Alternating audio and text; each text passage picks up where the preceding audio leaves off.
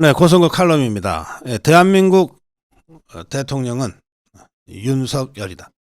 원래는 오늘쯤 대통령실 비서실장과 총리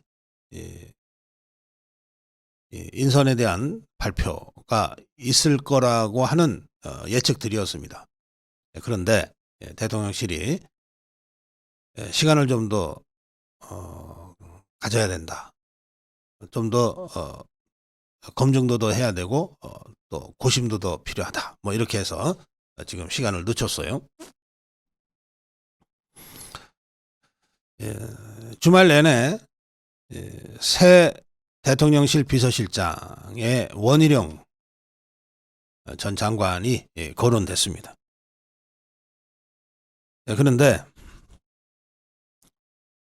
원희룡 전 장관을 임명하면, 비서실장으로 임명하면 당장 대장동 일타 강사로 대선 때부터 이재명과 각을 세웠던 사람이고, 또 이번에 개항을 해가서 이재명과 일전을 겨뤘던 사람이고, 또 지난번 양평 고속도로 백지화 선언을 하면서 야권 전체와 각을 세웠던 사람이 대통령 비서실장에 임명이 되면, 그러면 이것 자체로 뭐 협치는 끝나는 것 아니냐는 이유로 원희룡 비서실장에 반대하는 주장들이 제기되고 있는 모양입니다. 우선 야당에서 원희룡 비서실장 절대 안 돼 이러고 나섰습니다. 그러자 여권 내에서도 일부 원희룡은 너무 강성 아니냐, 그렇게 해서 원래 오늘 발표되기로 했던 일정이 조금 늦춰진 것 같습니다. 실제로 원희룡이 유력하게 비서실장으로 거론되다가 이런 식의 견제와 반대에 부딪혀서 다른 사람으로 교체될지도 모르겠어요. 그런데 전 그건 말도 안 되는 일이다 이렇게 생각합니다. 첫째, 청문을 거치는 자리도 아닙니다. 대통령 비서실장은 대통령의 비서이기 때문에 청문도 거치지 않습니다. 대통령이 장관이나 총리를 임명할 때는 어쨌든 청문 절차와 본회의 동의 절차가 있기 때문에 민심도 두루 살필 뿐만 아니라 야당에서 절대 안 돼 하는 사람을 굳이 강행할 필요가 있냐, 이런 고민을 일부에서 할 수는 있어요. 그러나 어떤 경우에도 대통령이 비서실장과 수석 비서들을 쓰면서 야당이 반대하니까 안 돼 라는 식으로 해서 인사를 제안받았던 경우는 없습니다. 이건 그야말로 정치 금도를 넘어서는 정권 탈취 수준의 공격이라고 저는 생각합니다. 실제로 윤석열 대통령이 누구를 비서실장으로 생각하는지, 실제 원희룡 전 장관을 비서실장으로 생각했었는지는 전 모르겠어요. 그러나 그게 누구든 원희룡이든 아니든 중요한 것은 적어도 대통령실의 비서실장 이하 비서들에 대한 인사만큼은 야당은 입을 떼서는 안 된다고 생각합니다. 또 여당도 대통령이 당권 경쟁에 나서면 개입하면 안 된다고 했듯이 여당도 다른 건 몰라도 대통령 비서실에 대한 인선에 대해서는 중구난방 떠들 이유가 없다라고 생각합니다.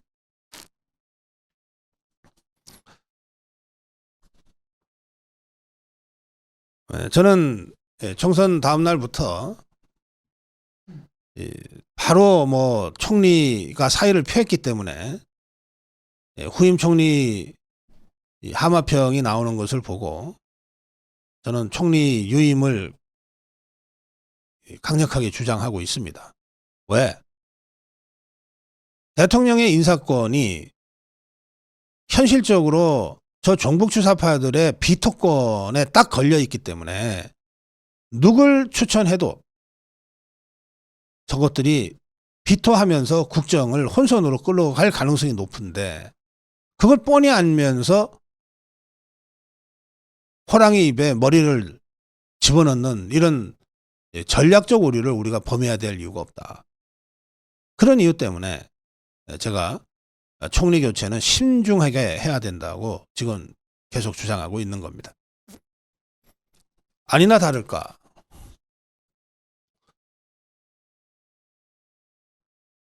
저 시커먼 저 종북 주사파들의 속내, 검은 속내가 노골적으로 드러나기 시작했습니다.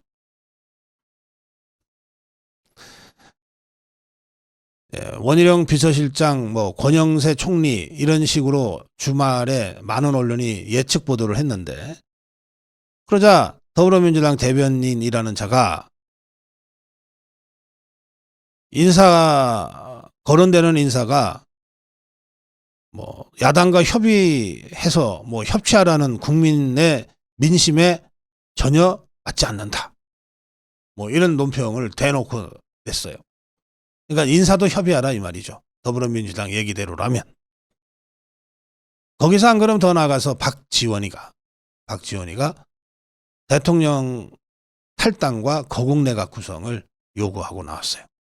대통령이 국민의힘에서 탈당하고 거국내각 야당이 추천하는 사람을 총리로 앉혀서 권력을 나눠 먹자 이 주장을 한 겁니다.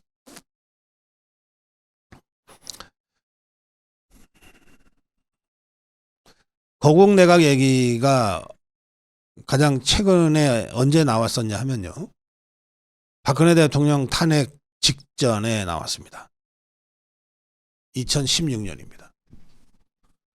그때 박근혜 대통령이 야당 종북 주사파 좌편향 언론들에게 집중적으로 공격을 받으면서 국정 운영이 정상적으로 진행되기 어려운 처지에 빠지자 그때 종북 주사파들이 일제히 박근혜 대통령한테 거국내각, 국회가 지명하는 사람을 총리로 임명하는 거국내각 하라 이렇게 압박하고 나섰습니다.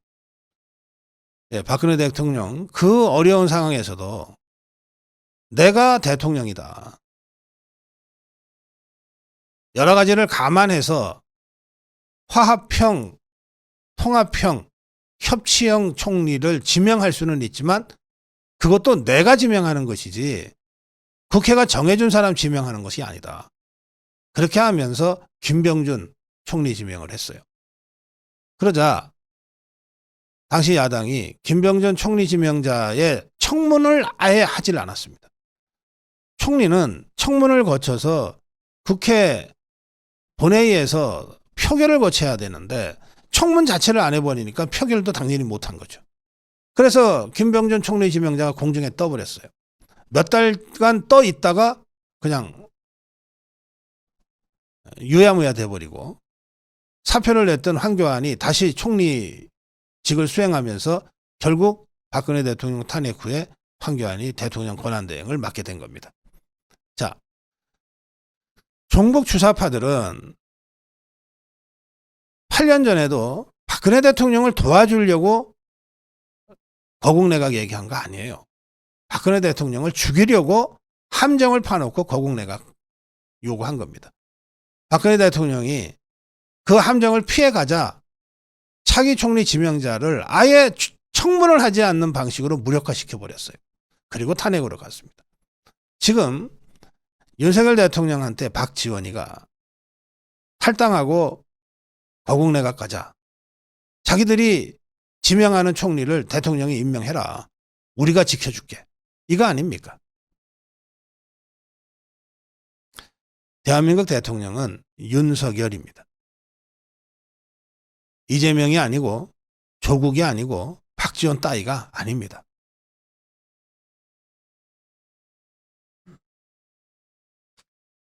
제가 아시아투데이에 오늘자 칼럼을 썼습니다.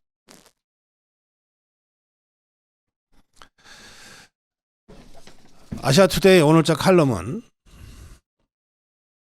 이렇습니다. 여러분들이 아시아투데이 제가 주필로서 썼는데요.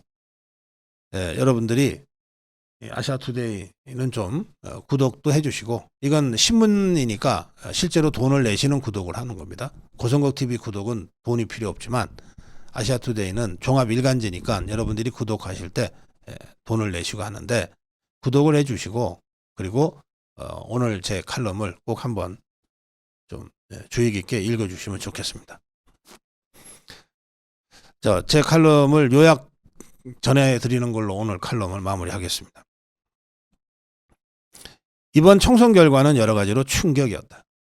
192대 108이란 압도적 여소야대 구도도 충격이지만, 진짜 충격은 범죄 피의자로 2심 재판에서 2년형을 선고받은 사람이 신당을 창당해 바람을 일으켜 12석 제3당에 올랐다는 사실이다. 김준혁, 양문석 등 국민 눈높이에 도저히 맞지 않는 막말과 처세를 한 사람들이 지역구에서 당선됐다는 것도 믿을 수 없는 충격이다. 이들에게 표를 몰아준 민심을 도대체 어떻게 해석해야 하나. 한동훈은 비대위원장직을 사퇴하면서 어떤 경우에도 국민의 판단은 옳다고 했는데, 한국 정치는 언제부터 옳은 쪽이 선택되지 못하고 선택된 쪽이 옳은 것이 되는 전도된 사회가 된 것일까? 충격은 공포와 패닉을 가져오고, 공포와 패닉은 무기력과 패배주의를 만연시킨다. 지금 여권 상황이 그렇다. 국민의힘 당선자들 중 일부가 벌써부터 대통령 책임론을 거론하면서 무작정 협치와 국정운영 기조 전환을 요구하기 시작했다.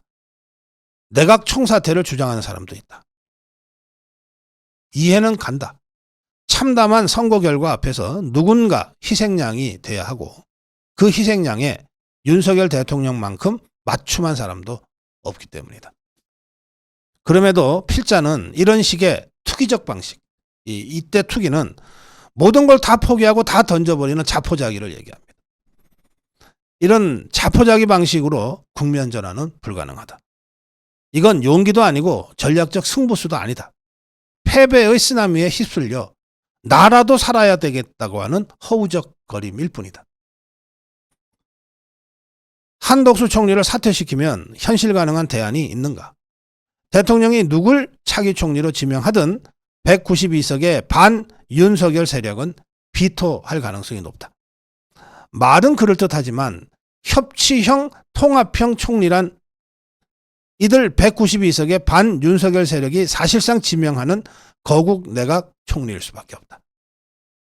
이것이야말로 대통령의 인사권 훼손이고 대통령 국정운영 주도권의 완전한 포기로 귀결될 것이다. 저는 이 아시아투데이의 주필 칼럼을 지난주 금요일 날 썼습니다. 그리고 오늘자 모든 언론에 박지원이의 거국 중립 내각 주장이 일제히 보도가 된 겁니다. 여야 영수회담도 의제도 없이 그저 만나는 것이라면 무슨 의미가 있겠는가? 역대 정권에서 이루어진 여야 영수회담이 더 큰 갈등을 촉발했던 경험을 벌써 잊었단 말인가?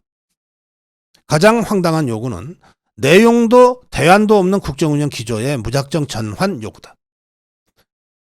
자, 취임 후 2년간 대통령이 가장 공들여온 한미동맹 강화, 한미일 삼각안보체제 구축을 그러면 중단하라는 것인가? 노동, 교육, 복지, 의료 개혁을 중단하라는 것인가? 그도 아니면 과학, 기술 강국과 민생 현안 챙기기를 그만두라는 것인가? 아마도 국정운영 기조 전환을 요구하는 사람들의 주장은 윤석열 대통령의 통치 스타일, 그중에서도 야당과의 소통, 당정대 소통을 더 적극적으로 하라는 말일 것이다. 필자는 이러한 문제의식에서 정무장관직 신설에는 적극 공감한다. 야당과의 소통 통로를 상설화하고 급을 격상시키자는 의미라면 찬성할 수 있다. 그러나 당정대 소통 문제만 하더라도 이것이 어찌 대통령만의 문제인가? 집권 후 많은 부담에도 불구하고 윤석열 대통령이 진행해온 도어 스태핑이 왜 어떤 과정에서 중단됐는지 벌써 잊어버렸는가? 참패에 얼이 빠지고 기가 꺾여서 질에 위축돼 버린다면 공포의 전염과 집단 패닉을 피할 수 없고 그 결과는 자멸이다. 충격 속에서도 지킬 건 지켜야 한다. 세 가지를 지켜야 한다. 첫째, 통수권자이자 국가 원수인 대통령의 권위를 지켜야 한다. 108명 당선인이 똘똘 뭉치면 이건 할 수 있다. 둘째, 윤석열표 개혁 기조를 지켜야 한다. 노동, 연금, 교육, 의료 4대 개혁은 대한민국이 정상국가로 돌아가기 위한 최소한의 과제다. 셋째, 국정 주도권을 지켜야 한다. 아무리 국회를 192석의 반윤석열 세력이 장악해도 대통령 중심제인 대한민국의 국정 운영의 중심축은 의원이 대통령과 여당이다. 이 세 가지를 지키는 것은 선택사항이 아니라 필수사항이다. 이걸 해내지 못하면 여당은 더 이상 여당이 아니고 대통령은 더 이상 대통령이 아니게 된다. 선제적 쇄신을 질서 있게 추진함으로써 국정 중심성을 확보하는 것. 윤석열 대통령과 108명의 당선인이 지금 해야 될 일은 바로 이것이다. 네, 고성국 칼럼이었습니다. 네, 고성국 칼럼입니다. 네, 대통령실 개편에 집중해야. 그 퍼즐 맞추기가 있잖아요. 뭐 간단한 거는 뭐 이렇게 보면 전체가 보입니다. 그런데 요즘 이 보드게임 같은 데서 하는 퍼즐 맞추기는 엄청 크고 퍼즐들이 작아가지고 이렇게 늘어놓으면 전체가 안 보여요. 이거를 뭐 천재적인 어떤 사람들은 그 모든 걸 다 그렇게 막 어지럽게 널려있는 퍼즐들을 다 보면서 전체 그림을 본다 그러더라고요. 뭐 저는 뭐 그런 능력이 전혀 없습니다. 지금 우리 범여권이 자유파 진영이 처해 있는 상황이 그렇습니다. 그래서 개편을 해도 전면 개편을 해야 되고 쇄신을 해도 전면 쇄신을 해야 될 상황인데 이 전면 쇄신과 전면 개편을 하려다 보니까 이 널려있는 이 퍼즐들이 너무 복잡해가지고 전체 그림을 찾기가 어려워요. 자, 이럴 경우에 거칠게 두 가지 방법이 있습니다. 첫째는 하여튼 전체 그림이 보일 때까지 계속 그림을 그려보는 거예요. 언젠가는 보이겠죠. 근데 그러면서 시간이 가요. 전체 그림이 안 보이니까 시간이 가요. 그래서 두 번째 방법이 뭐냐. 전체를 보지 말고 원래는 전체를 다 보고 해야 되지만 워낙 어지러워서 전체가 잘 안 보이니 그걸로 시간 끌지 말고 확실한 부분부터 먼저 한번 판을 놔봐라. 확실한. 여기는 바로 이것이 확실해. 여기는 이거야. 하는 것들을 놓다 보면 전체 그림이 윤곽이 잡힌다. 저는 지금 우리 자유파가 처한 현실이 두 번째로 갈 수밖에 없는 현실이라고 생각합니다. 전체 그림을 먼저 그려서 그 그림 속에서 쫙 하고 빵빠레 울려가면서 멋있게 갔으면 딱 좋겠지만 지금 우리 현실이 그렇지 못하다. 그럴 때 전체 그림 그리려고 자꾸 시간 늦추지 말고 그러다가 진짜 정치에서 중요한 타이밍을 잃게 되니까 그러지 말고 우선 현실 가능한 그리고 확실한 것부터 해나가면서 다시 전체 그림을 다시 그려가자. 이런 방식이 현실적으로 유일하게 가능한 방식이다. 이렇게 말씀드립니다. 원래 윤석열 대통령은 오늘 이제 대국민 그 메시지를 국무회의 모두 발의 형식으로 낸다고 합니다. 아마 나왔겠죠, 이미. 그리고 또 어제 대통령 비서실장과 뭐 총리 곧 발표할 것처럼 언론이 막 앞다퉈서 경주마 식으로 보도했어요. 그거 아니잖아요. 못했잖아요. 또는 안 했잖아요. 그럼 이게 뭐냐면 말이죠. 뭐 언론이 앞서가는 거야. 언론 속성이 그러니까. 그렇다 치고 언론이 앞서간다고 해서 거기에 허겁지겁 우리 범 여권이 따라가야 될 이유는 하나도 없습니다. 자, 생각을 해보십시오. 당정대 전면 개편은 어차피 순차적으로 할 수밖에 없는 사안이에요. 자, 아까 제가 전해 드렸는데 141원에서요. 당 지도체제 개편은 빨라야 6월 말이나 되는 거예요. 빨라야 6월 말이에요. 당 지도체제 개편은. 당 대표가 바뀌어야 이렇게 바뀌었습니다라고 국민들한테 얘기할 건데 그 당 대표를 얼굴을 바꾸는 거가 빨라야 6월 말이에요. 그러면 국민들한테 당장 선거 졌으니까 뭔가 새로운 거 내놓으라. 꼭 기다리는 국민들한테 6월까지 기다리세요. 이럴 수 있나요? 없잖아요. 그러니까 아무리 빨라야 6월 말이나 돼야 새로운 당 지도부를 선보일 수가 있게 되는데 그때까지 기다리라 할 수가 없는 거예요. 그래서 당 지도부 개편보다 먼저 할 수 있는 거를 먼저 해야 되는 거예요. 그게 개각이에요. 그런데 개각도 대통령이 총리나 장관 몇 사람을 사표를 받고 추천할 수는 있어요. 그런데 추천하고 나면 그다음부터는 대통령의 의지와는 다르게 언론 검증이니 뭐 국회 청문이니 하면서 시간이 어떻게 될지 몰라요. 청문을 언제 하겠다고 하는 그 절차도 전적으로 저 종북주사파가 손에 쥐고 있는 거예요. 특히 총리와 장관을 다 교체한다고 할 경우에는 핵심은 총리가 될 수밖에 없는데 이 총리는 청문으로 끝나는 게 아니라 국회 표결로 끝을 나게 돼 있기 때문에 국회 표결에 있어서는 더불어민주당이 비토권을 갖고 있는 거예요. 동의 안 해주면 끝나는 거예요. 그럼 다시 또 총리 후보를 추천을 해야 돼요. 그러니까 사실은 당 지도부는 6월 말이면은 교체가 되겠지만 서둘러서 하면 총리 장관은 몇 달이 걸릴지 모르는 거예요. 심지어 6개월 이상 걸릴 수도 있어요. 아니 저 종북주사파 이재명이가 동의 안 해줘 버리면 못하는 거란 말이에요.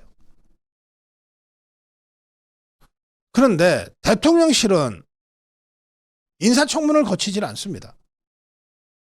왜? 대통령의 비서이기 때문에.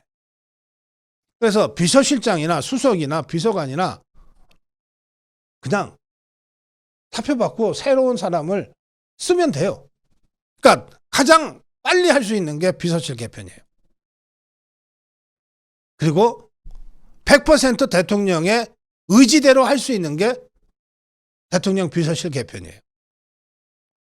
아무리 총리나 장관도 대통령 의지대로 추천할 수 있지 않냐.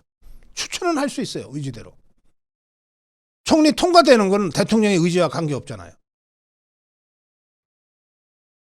장관도 청문 거치고 임명하면 되지만 추천은 했는데 언론 검증에서 심각한 문제가 발생해서 여론이 급격히 악화되면 아무리 하고 싶어도 못하는 것 아닙니까? 그러니까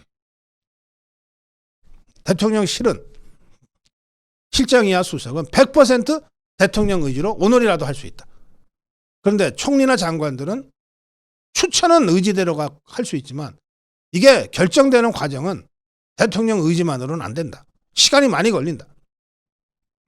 당 지도부 개편은 빨라야 6월이다.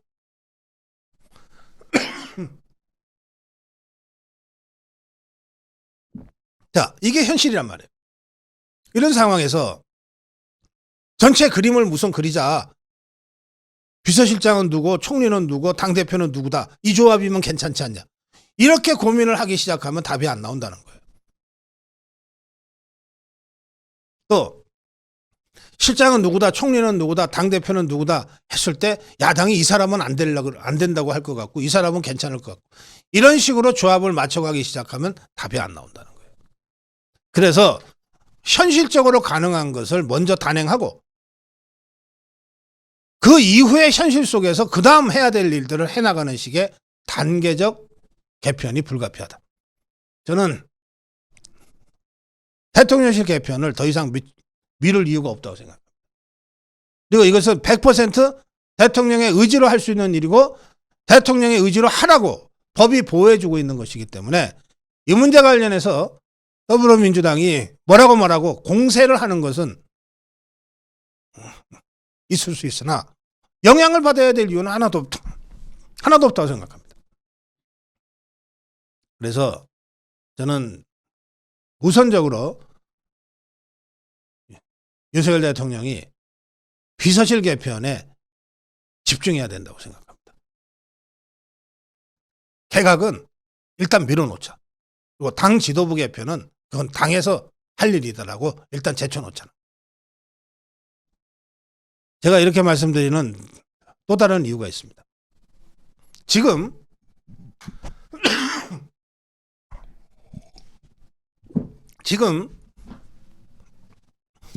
비서실과 개각, 내각과 당을 전체 그림을 그리자라고 하면 이 그림을 그리는 주체들이 누가 됩니까? 그건 물러날 사람들이에요. 대통령이 이 전체 그림을 한번 그려보자고 할 때 그 그림을 그릴 사람이 결국 대통령 비서들이거나 그럴 텐데 이 사람들 다 사표 내고 물러날 사람들이잖아요. 그 사람들한테 왜 그림을 그리고 가라 그럽니까? 먼저 대통령실부터 확실하게 대통령의 의지대로 100% 대통령의 생각대로 구성을 하고 그 새로 구성된 대통령 비서실이 그림을 그리게 하는 거예요. 개각 문제에 대해서부터 국정 운영의 기조에 대해서까지 그림을 그리게 하는 거예요. 그리고 같이 밀고 나가는 것이 올바르기도 하고 현실적으로 불가피하기도 하다. 그렇게 생각합니다. 그래서 제가 오늘 고성국 칼럼에서 이렇게 말씀드립니다. 지금은 대통령실 개편에 집중할 때다. 일단 대통령실 개편을 마무리해 놓고 그 대통령실이 다음 수순을 밟는 식으로 단계적으로 개편과 쇄신을 해나가자. 네, 고성국 칼럼이었습니다. 네, 고성국 칼럼입니다. 네, 분노하지 않는 국민은 선동당한다. 제가 한 40년 정치평론하면서 정치인들하고 사실은 동고동락 해왔다고 할 수 있습니다. 그런데 정치인들이 속으로는 어떻게 생각할 값에 절대 입 밖으로 내지 않는 얘기가 하나 있어요. 그게 국민 탓하는 거예요. 정치인들은 이거 하나는 확실해요. 국민 때문에 이렇다. 국민 탓이다. 이런 얘기는 어떤 경우에도 하지 않습니다. 그런데 저는 이 정치인들은 절대 하지 않는 또 할 수 없는 이 말을 제가 오늘 좀 하겠습니다. 저는 정치인도 아니고 평론한 사람이니까 제 눈에 국민이 잘못됐다고 보이면 국민한테 당신들 잘못이다라고 지적할 수도 있어야 된다고 제가 생각합니다. 저도 제가 국민 책임론을 얘기할 때 저한테 돌아올 후폭풍이 심각할 수 있다는 걸 모르는 게 아닙니다. 그렇지만 정치평론은 이럴 때 용기 있게 하라고 국민들이 저한테 준 일종의 특권입니다. 그래서 제가 그 특권을 이용해서 오늘은 국민들에 대한 이야기를 좀 하겠습니다. 분노하지 않는 국민은 선동당한다. 저는 국민들이 분노해야 될 때 정당하게 분노하지 않으면 결국 정치꾼, 사기꾼, 범죄꾼들한테 선동당하게 된다고 생각합니다. 자, 국민이 분노해야 될 때가 어느 대목입니까? 두 가지 부분에 있어서 분노해야 됩니다. 어느 시대 어느 국민이든 이 두 가지에 대해서는 국민들이 분노해야 돼요. 두 가지가 뭐냐? 하나는 범죄자들한테. 하나는 부도덕한 위선자들한테. 이렇게 분노해야 됩니다. 특히 공공의 일을 하겠다고 나선 대통령, 국회의원, 정치 지도자들이 범죄를 저질렀거나 부도덕한 위선을 보일 때 국민들이 분노해야 돼요. 국민이 위임해준 권한 아닙니까? 대통령의 권력도, 국회의원의 권력도, 당대표의 권력도 국민이 위임해준 것이거든요. 국민이 위임해준 그 권력과 권한을 악용해서 범죄를 저질렀거나 부도덕한 위선을 했다면 국민이 분노하지 않으면 고쳐지지 않는 겁니다. 저는 우리가 5년 전 2019년 문재인이라는 이 권력한테 분노해서 행동했다고 감히 평가합니다. 광화문 국민 대혁명은 국민의 정당한 분노가 행동으로 옮겨진 거예요. 그때 조국에 대해서도 분노했어요. 또 그 이후에 이재명에 대해서도 국민들이 분노했습니다. 그런데 이번 총선 결과를 보면 왜 5년 전에는 분노했던 우리 국민이 5년 후에 조국에 대해서 분노하지 않게 됐는가? 이재명에 대해서 분노하지 않게 됐는가? 저는 분노하지 않는 국민은 더 이상 국민이 아니다. 정당하게 분노해야 될 때 정당하게 분노하지 않는 국민은 더 이상 국민이 아니다. 이렇게 생각합니다. 그냥 군중일 뿐이에요. 무리지어 있는 군중은 정치꾼들, 사기꾼들, 음모꾼들한테 선동당하기 마련입니다. 이번에 우리 국민이 저 범죄자들인 문재인이, 조국이 이재명이한테 분노하지 않고 오히려 윤석열 대통령한테 분노했어요. 윤석열 대통령이 범죄를 저질렀습니까? 윤석열 대통령이 부도덕한 일을 했습니까? 아니잖아요. 다만 다수 국민이 윤석열 대통령의 스타일, 윤석열 대통령의 태도와 성격에 대해서 마음에 들어 하지 않았던 것 같아요. 이거는 정당한 분노의 대상이 아닙니다. 아니, 성격이 다른데 그걸 분노합니까? 행태, 태도가 다른데 그걸 분노합니까? 경고해 줄 수는 있지만. 왜 진정으로 분노해야 될 저 문재인이, 조국이 이재명이한테는 그 분노를 행동하지 못하고 그냥 지적하고 경고할 정도로 그쳐야 될 윤석열 대통령의 스타일과 태도와 성격에 대해서는 이렇게 분노를 터뜨렸습니까? 이거 국민이 잘못한 겁니다. 국민이 잘못했기 때문에 이번 총선 결과를 다수 국민이 받아들이지 못하고 있는 거예요. 예, 한동훈은 비대위원장직을 그만두면서 국민이 항상 옳다 이랬습니다. 저 그 말 정치적으로는, 정치인들이 하는 정치적 수사로는 훌륭한 말이라고 생각하지만 평론가인 저는 그 말이 틀렸다고 생각합니다. 국민이 항상 옳다면 히틀러는 없었어야 됩니다. 히틀러가 군대 몰고 와서 불법으로 권력 장악한 거 아닙니다. 선거로 독일 국민의 선택에 의해서 독재자가 된 겁니다. 독일 국민의 선택에 의해서. 그래서 국민은 항상 옳은 게 아니에요. 대체로 옳지만 때로 심각하게 잘못될 때도 있는 겁니다. 그 국민이 대체로 옳지만 심각하게 잘못을 저질렀을 때 그걸 지적하는 용기가 필요합니다. 저는 이번 총선이 그렇다고 생각합니다. 정당하게 분노하지 못하고 그 분노의 화살을 다른 곳에 돌렸다. 저는 이번 총선 결과에 나타난 민의가 참으로 비겁하다고 생각합니다. 플라톤은 2500년 전에 이렇게 주장했습니다. 2500년 전 주장이니까 지금의 우리 민주주의 국가의 정치 현실하고는 안 맞는 부분이 있습니다. 자, 플라토의 주장은 이렇습니다. 세상에서 가장 좋은 정치는 군주정이에요. 철인 정치. 그 다음으로 좋은 정치는 귀족정이에요. 몇 사람이. 그 다음으로 가장 덜 나쁜 정치가 민주정이라고 그랬습니다.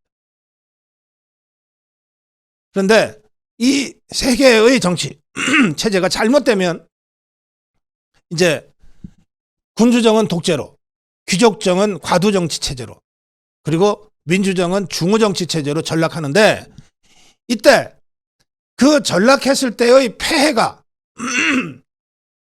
가장 큰 것이 뭐냐? 중후정치라고 그랬어요. 철인정치, 군주정이 전락해서 독재가 되는 건 차라리 낫다 그랬어요. 소수 귀족이 다스리는 정치가 전락해서 과두정치가 되는 것은 독재보다는 폐해가 더 크다. 그런데 진짜 폐해가 큰 것은 민주정이 전락해서 중후정치가 될 때다. 이때는 세상이 망한다 그랬어요. 과연 지금 대한민국 국민들이 민주정을 하고 있습니까? 중후정치에 전락하고 있습니까?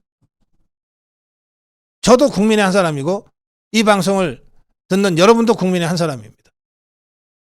한번 솔직하게 나 자신을 돌아보면서 대답을 해봅시다. 우린 과연 민주정치를 하고 있는 깨어있는 시민들인가? 아니면 중후정치로 전락한 우매한 군중 중에 하나인가? 이번 선거 결과를 보고 과연 우리가 제대로 된 깨어있는 시민들에 의한 민주주의 하고 있다고 자신있게 얘기할 수 있습니까?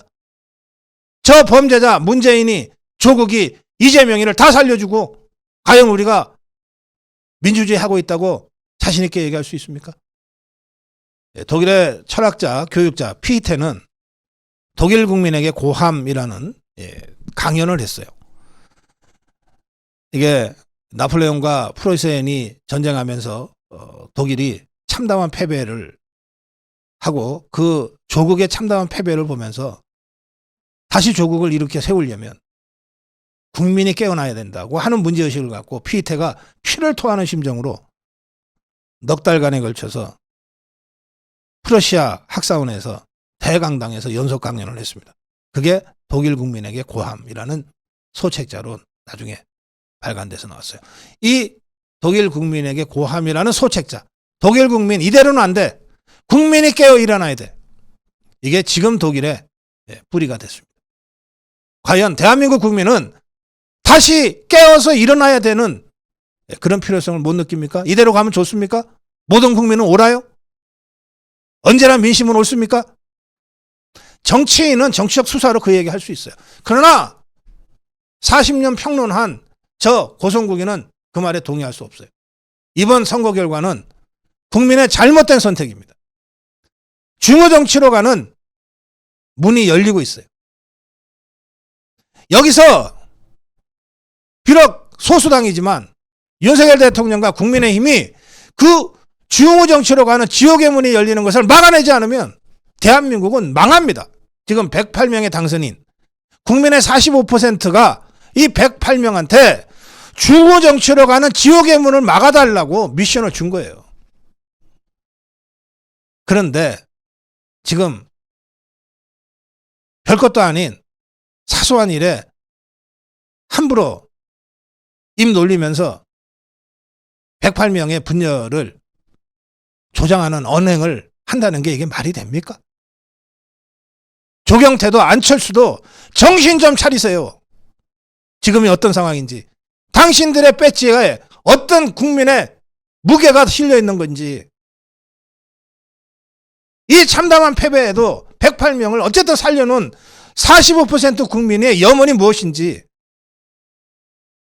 22대 총선에 국회의원 배지 다시 달기 전에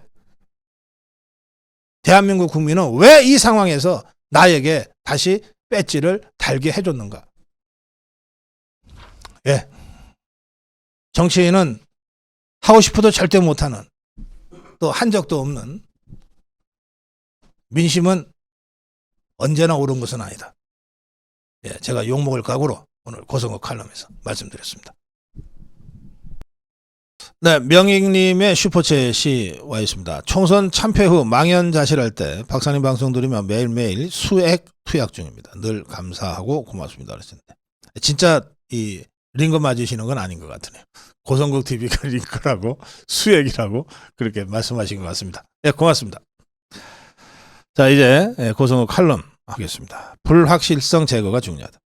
아까 제가 오프닝하면서 말씀드렸는데, 뭐 저는 주식은 하지 않습니다만 뭐 주식 시장에 나오는 여러 가지 그 격언 같은 거는 좀 압니다. 불확실성이 제일 문제다. 불확실성이 일단 제거되면, 그러면 그 과정에 이미 다 충격이 흡수되기 때문에 사실은 불확실성이 제거되고 나면 정치는 정상화된다. 이번 중동 전쟁도 마찬가지 아닙니까?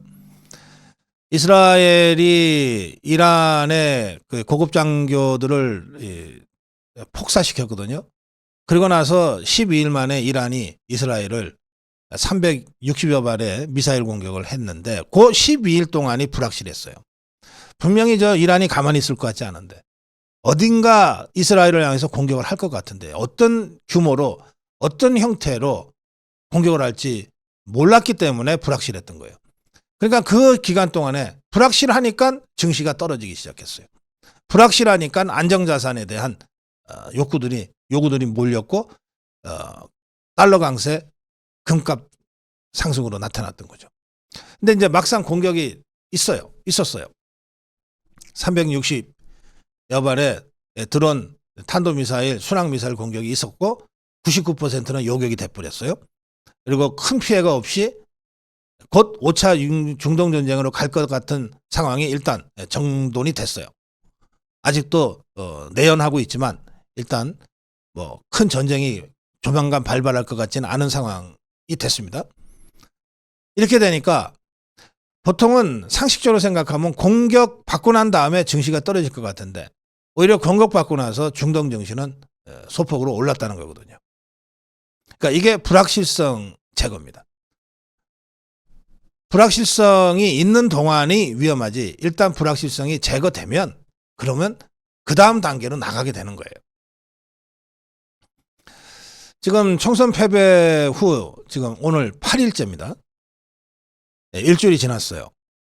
그런데 아직도 총선 직후에 전면 개편과 전면 쇄신의 화두는 던져졌는데 대통령실의 실장이야 수석 그리고 한도수 총리 이가 사의 표명을 했는데 그런데 이후에 어떤 쇄신 조치도 어떤 개편 조치도 현실화되지 않으니까 계속해서 불확실성이 올라가고 있는 거예요.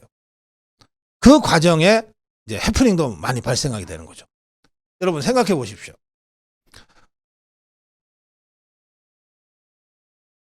윤석열 대통령이 상당한 위기를 지금 맞은 상태입니다. 그러면 윤석열 대통령한테 위기 극복을 위해서 이런저런 제안을 하고 또 당정대 전면 개편, 전면 쇄신을 지금 공언하고 있는 상태니까 그러면 대통령 실장이나 총리 이 주요 포스트에 대해서 이런 사람은 어떻습니까? 저런 사람은 어떻습니까? 라고 나름 진정성을 갖고 조언하는 사람들이 한둘이겠습니까? 저는 그런 사람들이 없으면 문제라고 생각합니다. 그게 공식 루트건 비공식 루트건 그런 건 별로 중요하지 않아요. 그러니까 대통령뿐만 아니라 대한민국 국민들이 다 공식적으로만 삽니까? 공식적으로 사는 거는 빙산의 위에 나와 있는 10%죠. 대부분의 일은 비공식 영역에서 이렇게 저렇게 이루어지는 겁니다. 그러니까 수많은 사람들이 윤석열 대통령한테 이런저런 조언을 하고 제안을 하고 뭐 했을 거라고 저는 생각합니다. 안 했으면 그게 오히려 이상하고 문제인 거죠. 그런데 이런 제안을 하는 사람들 중에는 정치인들이 많을 거 아닙니까? 그럼 이 사람들은 언론 프레이의 귀재들이라고 할 수 있어요. 아니면 말고식의 언론 프레이가 그 과정에서 나옵니다. 그런가 하면 실장 하고 싶은 사람, 총리 하고 싶은 사람들이 또 한둘이겠습니까? 그 사람들 자가발전 아주 교묘하게 잘합니다.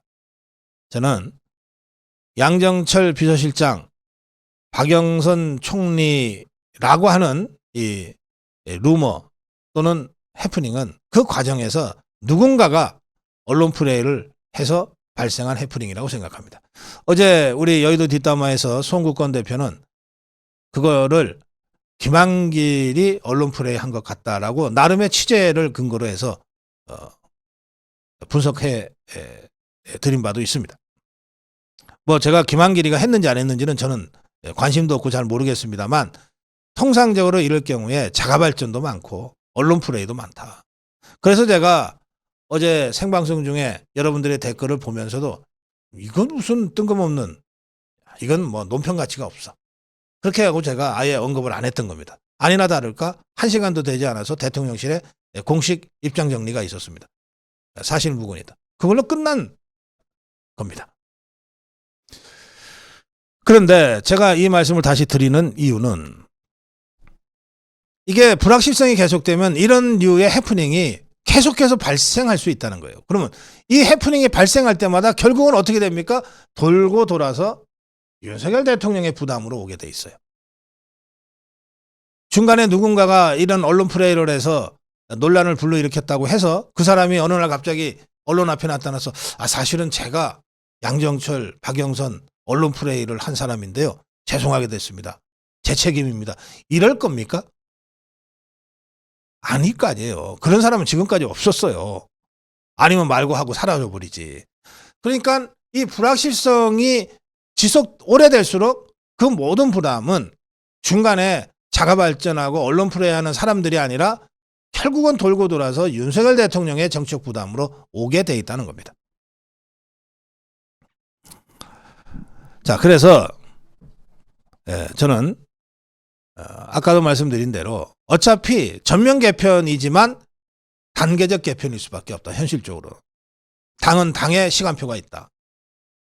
그렇다면 첫 단추는 대통령 비서실장과 수석 교체다. 여기에 집중하고 좀 빨리 하자 이제. 불확실성을 신속하게 제거하는 것이 중요한 국면이 됐다. 누구든 좋다. 뭐 오늘 아침에는 또 장제원 얘기가 한참 막 모든 언론에서 거론되더라고요. 원희룡 얘기가 어제 나왔다가 양정철 얘기가 나왔다가 장제원 얘기가 나왔다가 저는 누구든 좋다고 생각합니다. 양정철은 안 되죠. 당실이. 그러나 원희룡이든 장제원이든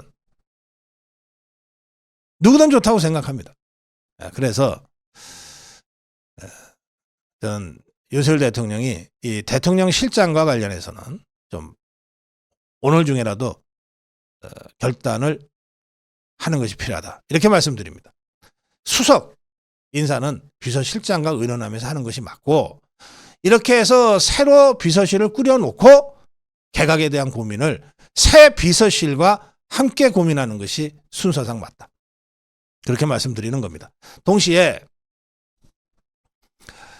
당은 말이죠. 당의 시간표가 따로 있어요. 원내대표를 먼저 뽑아야 되고, 그거는 왜냐하면 5월 말까지가 현재 국회의원들의 임기니까. 그러면 대개 5월 중에는 새 16대 국회, 22대 국회를 맡을 새 원내대표를 뽑아놔야 돼요. 그래야 이쪽 저쪽이나 5월 중에 5월 초순 중에 새 원내대표를 뽑아야 이 사람들이 22대 국회 원구성 협상을 시작하거든요. 그러니까 원내대표를 당연히 먼저 뽑아야 되고, 그리고 나서 뭐 전당대회 일정을 빠르게 준비를 해도 6월 말이나 돼야 될 겁니다. 그 시간표가 따로 있어요. 중요한 것은 이걸 말이죠. 최대한 좀 빨리 전당대회 국면을 열어서, 또는 원내대표도 그냥 의총 한번 열고서 후닥닥 해치울 게 아니라 원내대표 하겠다는 후보자들한테 자기 정견을 발표할 수 있는 시간을 최소한은 좀 줘서 저는 공론화시키는 것이 중요하다고 생각합니다. 이걸 공론화시키지 않으면 자꾸 언론들이 쫓아다니면서 자기들한테 필요한 한두 마디 따갖고 이거를 무슨 당의 대단한 무슨 입장인 것처럼 주요한 흐름인 것처럼 언론 플레이 하는데 놀아나게 돼 있어요. 자, 선거 직후에 조선일보가 허구나 김재섭이 발언을 따요. 아니, 이제 초선 당선인에 불과한 김재섭이가 뭐 그렇게 대단한 비중이 있다고 조선일보가 3일 4일씩 그자의 발언을 땁니까? 이게 당이 공론화되어 있지 않으니까 언론이 지 마음대로 지그들 입맛에 맞는 발언 해줄 것 같은 사람한테 가서 야, 요 얘기 어떻게 생각해? 요 얘기 어떻게 생각해? 심지어 코치까지 하면서 인터뷰할지도 모르죠. 이런 식으로 해서 당이 정말 산으로 가는지 바다로 가는지도 모르고 표류할 수 있게 됩니다. 그래서 제가 조금 전에 정론일침에서 김태호의 인터뷰도 제가 소개를 해드렸어요. 이런 중진들의 무게 있는 얘기들이 있어요. 이 사람들이 근데 언론이 찾아가지 않으면 지가 먼저 전화해서 내 생각 이렇다라고 얘기할 수는 없잖아요. 그러니까 원내대표 경선이 됐건 전당대회 장이 됐건 이걸 빨리 열어줘서 이런 수많은 이야기들을 공론화시키는 과정을 빨리 밟아라. 그러면 언론이 취사 선택해서 자기들 프레임 속에서 필요한 단어들만 갖다가 이 기사를 만들면서 그쪽으로 몰아가는 이 여론몰이로부터 벗어날 수 있다. 그런 점에서 윤재욱 권한대행이 새 원내대표 선출 문제를 최대한 빨리 그리고 공론화의 장으로 만들자. 그리고 이 전당대회도 최대한 일정을 빨리 투명하게 밝혀주고 그리고 이것을 신기일전하는 전면쇄신의 출발점이 되는 공론화의 장으로 만드는 이런 일정 관리를 좀 서둘러서 할 필요가 있다. 이 점을 제가 주장합니다. 네, 고성국 칼럼이었습니다. 네, 고성국 칼럼입니다.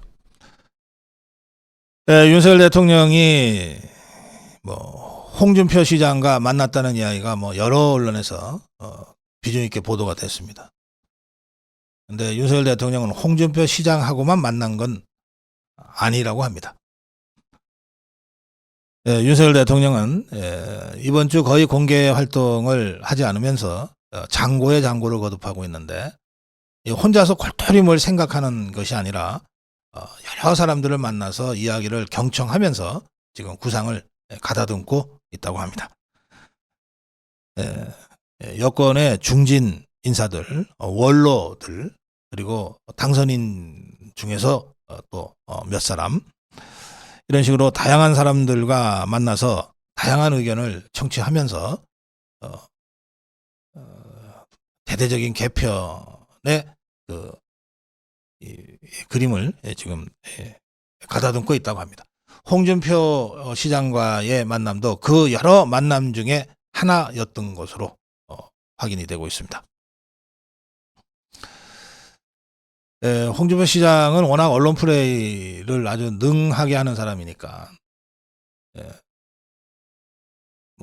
홍준표 시장이 누구를 추천했니, 홍준표 시장한테 국무총리 제안이 왔는데 그거를 거절했니 하는 등등의 언론 얘기들이 나오는데 그 중에 일부는 사실이겠지만 일부는 사실이 아닌 것도 있을 수 있다. 다른 사람들도 많이 만났는데 다른 사람들 얘기는 거의 안 나오는 걸로 봐서 적어도 다른 사람들은 대통령을 만났다는 걸 갖고 언론 플레이는 하지 않는 것 같습니다.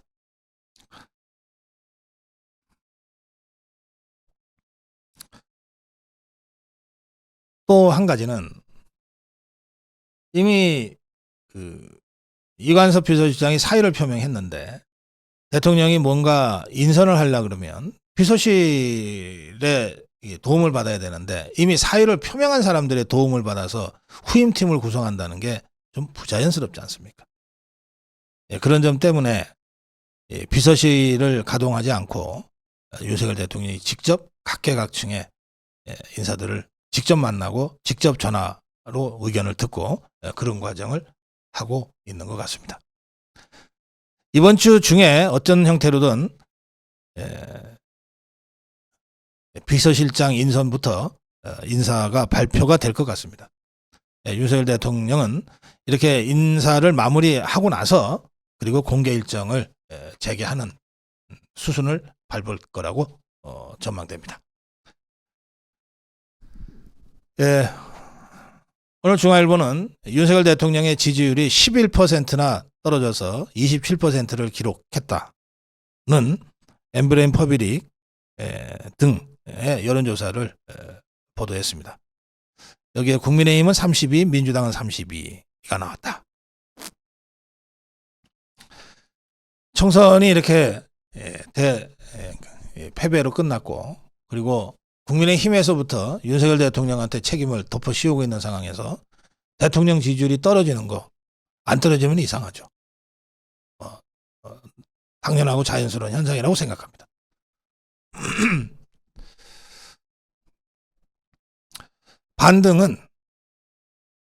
반등은 바닥까지 떨어진 이후에야 되는 겁니다.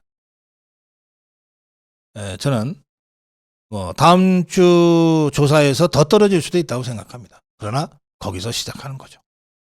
총선 후 전국은 거기서부터 시작하는 겁니다. 특히 윤석열 대통령이 이런 범여권의 주요 인사들의 의견을 충분히 듣고 고심한 끝에 국민들이 납득할 만한 비서실 인사부터 차근차근 해나간다면 그 과정에서 떨어진 지지율은 순식간에 만회될 수 있다고 생각합니다. 이제부터 시작이다. 이런 여론조사 하나에 그야말로 말 그대로 일희일비할 거 없다. 그리고 이렇게 떨어지는 건 안 떨어지는 게 이상하다. 이제부터 시작이다.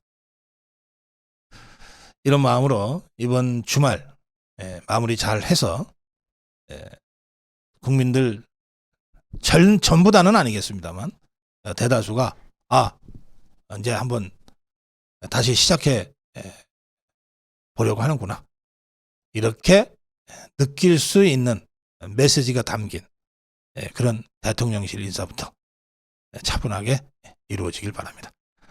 고성국 칼럼이었습니다.